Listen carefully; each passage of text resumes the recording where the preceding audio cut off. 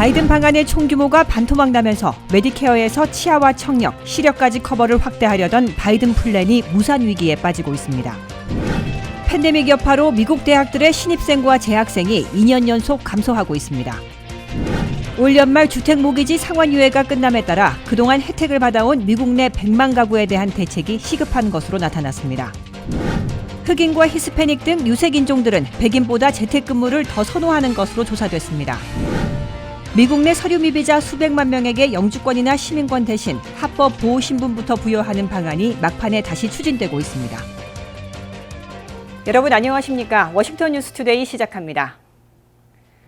6,500만 명이나 이용하고 있는 메디케어에서 치아와 청력, 시력까지 커버를 확대하려던 바이든 플랜이 무산 위기에 빠지고 있습니다. 바이든 방안의 총규모가 2조 달러 아래로 반토막 나면서 3,500억 달러짜리 메디케어 커버 확대안이 최종 법안에선 제외될 것으로 예상되고 있기 때문입니다. 안혜린 기자가 보도합니다. 바이든 사회안정망 확대 방안 중에서 인기가 높던 메디케어 커버 확대마저 최종안에서는 제외될 위기에 내몰리고 있습니다. 바이든의 더 나은 미국 재건 법안의 총 규모가 당초 3조 5천억 달러에서 1조 7,500억 달러 안팎으로 반감되면서 사회정책 방안들도 최종 법안에서 제외되거나 대폭 축소되고 있습니다. 그 가운데 6,500만 명의 노년층과 장애인들이 이용하고 있는 메디케어에서 치아, 청력, 시력까지 커버해주는 방안은 상당한 인기를 끌어왔으나 민주당 내 반대 논리가 먹혀들면서 최종안에서 제외될 위기에 직면하고 있습니다. 총 규모 축소를 관철시킨 민주당의 중도파 대표 조맨신 상원의원은 메디케어에서 치아, 청력, 시력까지 커버해주는 방안에 반대한다고 공개적으로 가로막고 나섰습니다.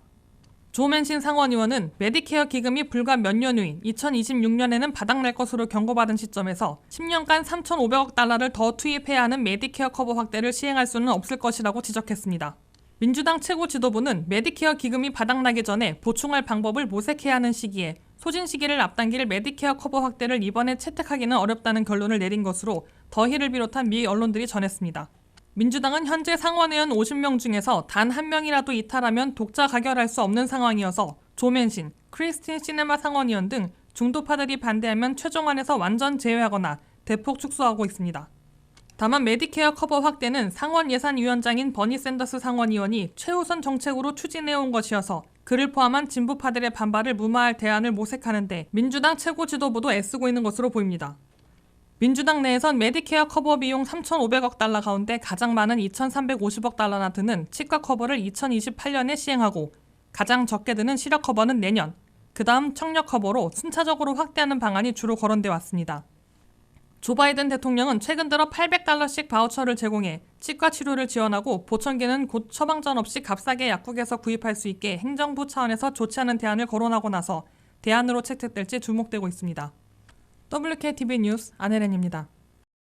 팬데믹 여파로 미국 대학에서 학생들이 점점 줄어들고 있습니다. 재학생뿐만 아니라 신입생들도 2년 연속 감소하고 있는데요. 올가을 새학년 새학기에 등록한 대학생들의 경우 신입생은 지난해에 비해 3.1%, 재학생은 3.2% 또다시 감소한 것으로 집계됐습니다. 김지수 기자입니다. 미국 대학들이 아직 팬데믹 수렁에서 탈출하지 못하고 있습니다. 올 가을 새학년 새학기에 대학들의 신입생과 재학생 등록률이 모두 2년 연속 줄어든 것으로 조사됐습니다. 대학 신입생들의 등록률은 올해 3.1% 줄어들었습니다.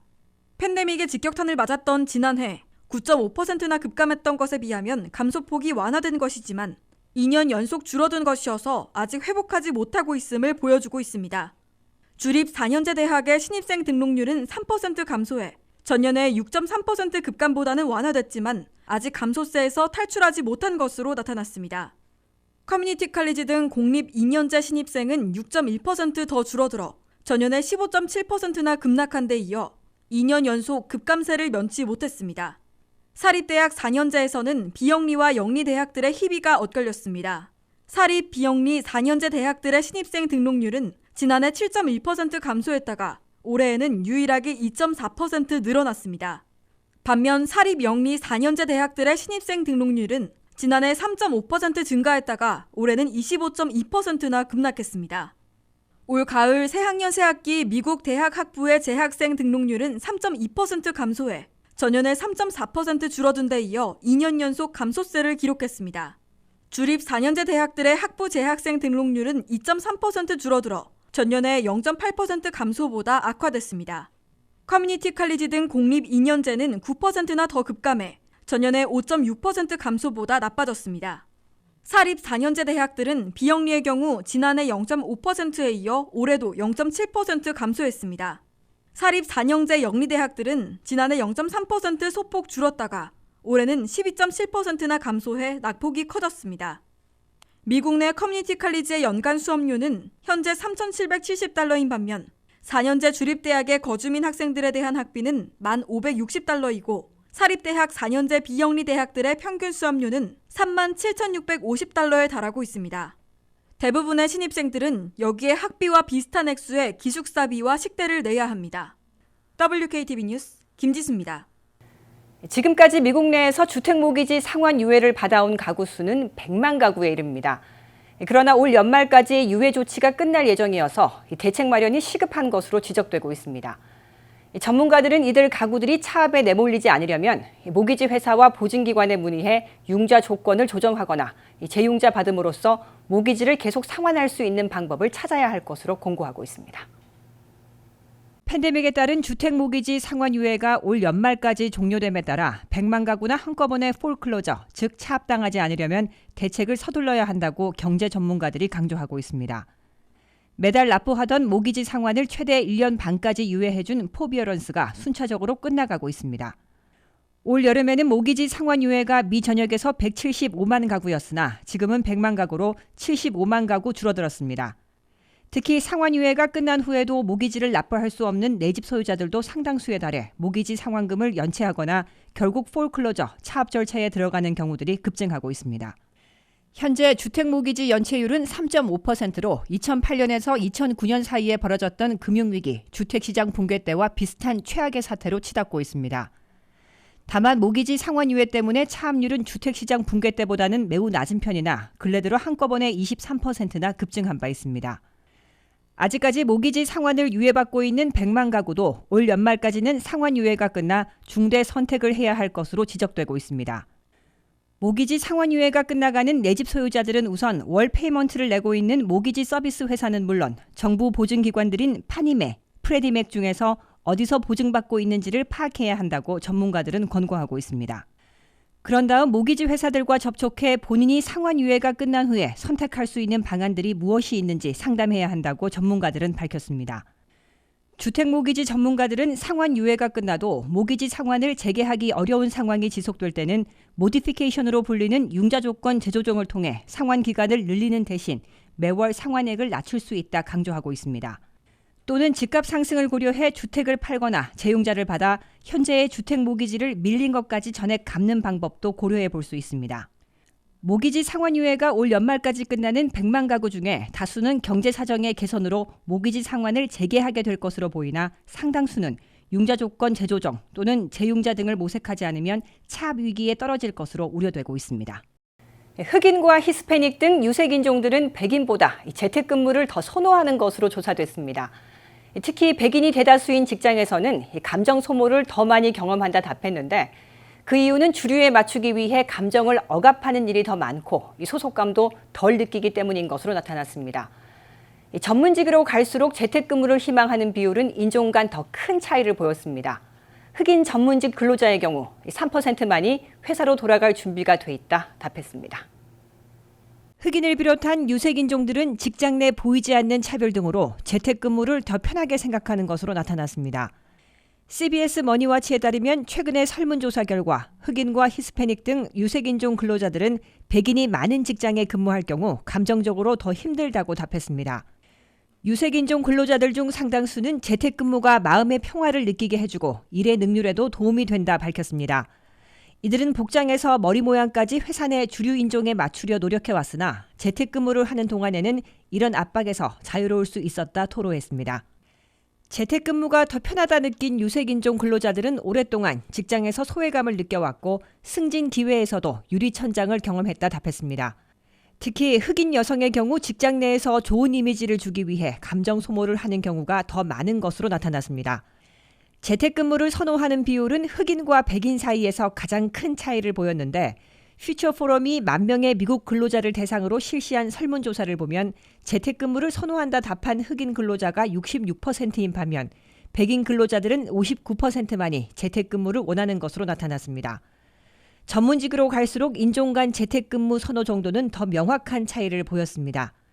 CBS가 7월 보도한 내용을 보면 직장 복귀를 희망하는 백인 전문직 종사자가 21%인 반면 흑인 전문직 종사자의 경우 3%만이 대면 근무를 원하는 것으로 나타나 전문직일수록 직장 복귀 스트레스가 더 큰 것으로 나타났습니다. 직장에서 공정하게 대우받고 있다 답한 비율은 흑인 직원은 53%, 백인 직원은 74%가 그렇다고 답해 역시 큰 차이를 보였습니다. 소속감을 묻는 질문에서도 백인 직원의 70%가 좋거나 매우 좋음으로 평가한 반면 흑인 직원의 경우 54%만이 긍정적 평가를 내렸습니다. 유색인종 근로자가 재택근무를 원하는 이유를 살펴보면 인종차별과 조잡한 농담, 회사에서 벌어지는 각종 정치를 피할 수 있기 때문이라 답했습니다. 이 드리머들을 포함한 미국 내 서류 미비자 수백만 명에게 이 영주권이나 시민권 대신 합법 보호 신분부터 부여하는 방안이 막판에 다시 추진되고 있어 성사 여부가 주목되고 있습니다. 민주당이 곧 확정될 2조 달러 이하의 더 나은 미국 재건 법안에 서류 미비자 수백만 명에게 합법 보호 신분을 부여하는 이민안을 포함시키려 막판 추진 중인 것으로 워싱턴 포스트가 보도했습니다. 한면택 기자입니다. 미국 내 1,100만 서류 미비자들의 운명을 판가름할 이민 구제안이 바이든 더 나은 미국 재건 법안에 포함돼 성사될지 막판 갈림길을 막고 있습니다. 민주당 내 이민 옹호파들과 지도부는 이번 주말에는 기본 합의로 타결할 2조 달러 이하의 더 나은 미국 재건 법안에 새로운 서류 미비자 구제안을 포함시키는 막후 노력을 강력하게 벌이고 있다고 워싱턴 포스트가 보도했습니다. 현재 이른바 플랜 C로 추진 중인 이민자 구제안은 크게 두 가지 옵션인 것으로 알려졌습니다. 하나는 드림 법안의 저자인 딕 더빈 민주당 상원원내 총무가 제시한 합법 보호 신분 부여 방안입니다. 이는 드리머들을 포함한 서류 미비자 수백만 명에게 합법 보호 신분을 부여해 추방 공포 없이 합법적으로 거주하고 취업해 세금을 낼 수 있게 구제해 주자는 방안입니다.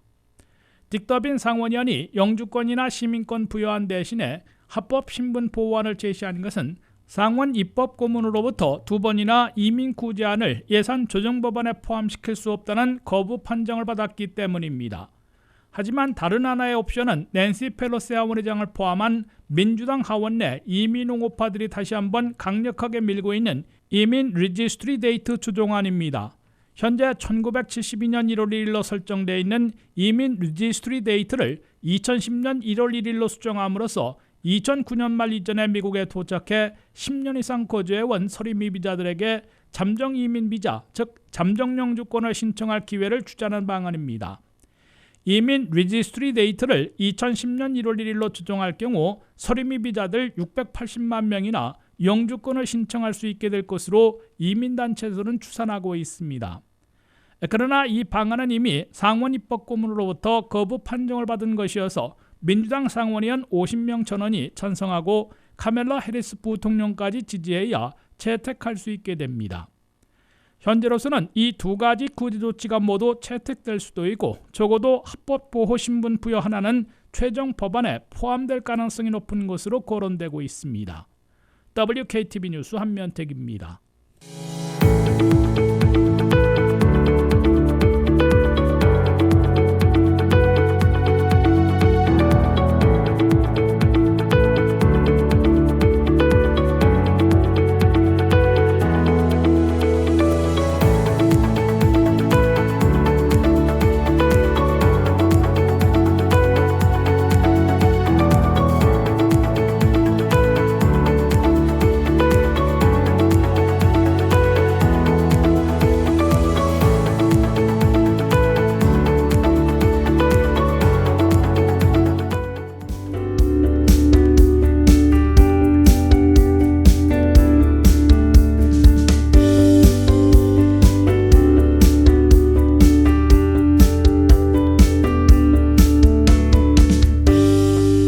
이상으로 워싱턴 뉴스투데이를 마칩니다. 시청해주신 여러분 고맙습니다.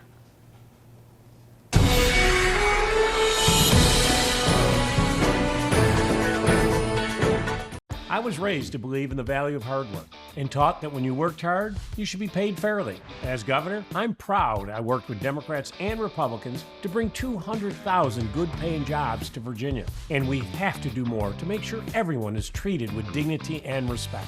That means passing paid sick leave and a $15 minimum wage. And it means investing in education and job training to make sure we're prepared for the jobs of the future. We can get this done, and as governor, I will.